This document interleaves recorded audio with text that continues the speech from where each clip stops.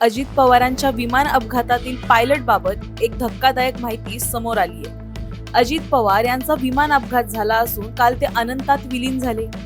अपघातग्रस्त विमानाचे पायलट सुमित कपूर यांचा भूतकाळ आता समोर आला असून तो अत्यंत धक्कादायक आहे. कॅप्टन सुमित कपूर हे या विमानाचे पायलट इन कमांड म्हणून कार्यरत होते. पायलट क्रूचे नेतृत्व तसंच टेक ऑफ आणि लँडिंगची संपूर्ण जबाबदारी त्यांच्याकडे होती.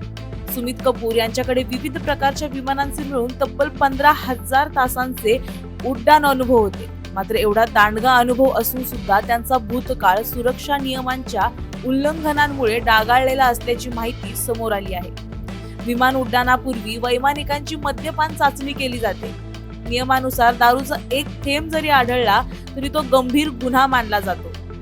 2017 मध्ये दुसऱ्यांदा दोषी आढळल्यानंतर DGCAनं सुमित कपूर यांचे 3 वर्षांसाठी निलंबन केलं होतं. कोणत्याही वैमानिकासाठी ही अत्यंत कठोर शिक्षा मानली जाते. निलंबन कालावधी पूर्ण झाल्यानंतर त्यांनी पुन्हा उड्डाण सुरू केलं आणि VSR व्हेंचर्स या खासगी कंपनीत ते दाखल झाले. हीच कंपनी राज्यातल्या अतिमहत्वाच्या नेत्यांच्या हवाई सुरक्षेची जबाबदारी सांभाळत होती.